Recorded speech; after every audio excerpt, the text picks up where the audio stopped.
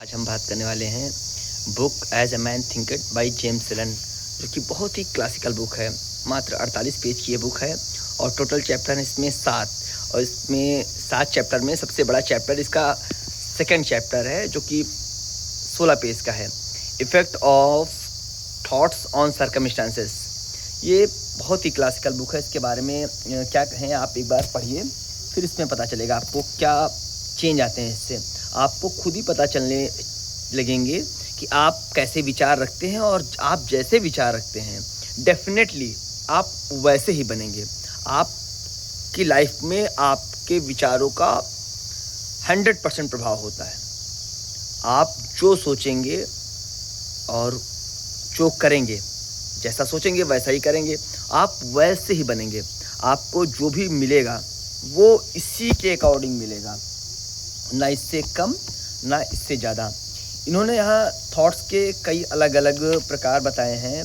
प्रकार in the sense कि positive way के भी कई तरीके और नेगेटिव थॉट के भी कई तरीके। जैसा कि हम लोग ऐसे नॉर्मल तरीके से अपने आप को जस्टिफाई करने में अपना समय लगाते रहते हैं, या खुद ही हम अपनी पॉजिटिविटी ही देखते रहते हैं। इन्होंने यहाँ पर बताया है कि आप गहराई से सोचिए और ऑब्ज़र्व करिए कि आप में क्या कमी है या क्या आप इम्प्रूव कर सकते हैं, और उसी के अकॉर्डिंग आपको लाइफ में चीज़ें मिलेंगी। आपकी चाहे रिलेशन हो, चाहे हेल्थ हो, चाहे वेल्थ हो, in any aspect of life thoughts is very important. और जैसा कि इन्होंने इसमें कहा है, जैसा कि मैंने ये बुक पढ़ी है, तो मुझे सबसे ज़्यादा इसमें मैंने बुक ये पढ़ी है 2-3 बार, कि पहली एक आध बार मुझे समझ में तो बहुत ज़्यादा आया नहीं, क्योंकि इसमें जो इन्होंने बताया है उसको मैंने गूगल किया।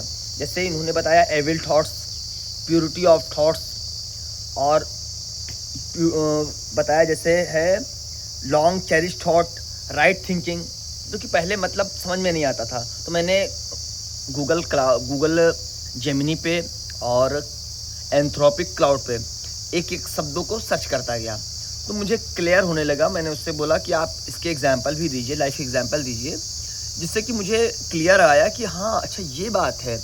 और पहले तो मैं सोचता था कि मैं बहुत ही अच्छा ही सोचता हूँ, मैं सही चीज़ें सोचता हूँ, पर मुझे बाद में पता चला जब मैंने इसको सर्च किया, गूगल पे सर्च किया कि आप इसके एस्पेक्ट बताइए और इसके पहचान बताइए कि क्या पहचान है इसकी, कि मेरे अंदर ये थॉट्स हैं।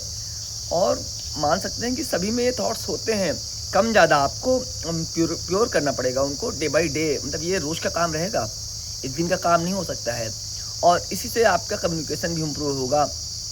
आपके लाइफ में आपको हेल्थ है, रिलेशन है, सभी चीज़ों में इसका बेनिफिट आपको मिलता रहेगा। डिवाइन परफेक्शन की जो इस बुक में बात की गई है, तो डिवाइन परफेक्शन आपको इसी से मिलेगा। और इस बुक में और भी बात करी गई है अब्यूज़ ऑफ थॉट्स, उसको भी आप एग्जाम्पल देख लीजिए।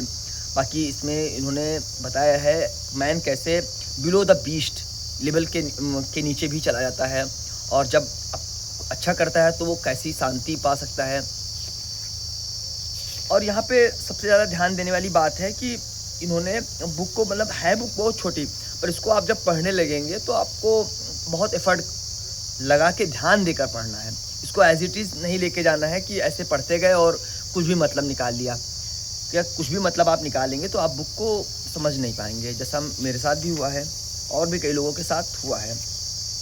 यहाँ पे अब अपने आप को इम्प्रूव करने और बदलने की बात हो रही है, तो ऑब्वियस है कि काफ़ी चीज़ें आपको नई भी सीखने को मिलेंगी।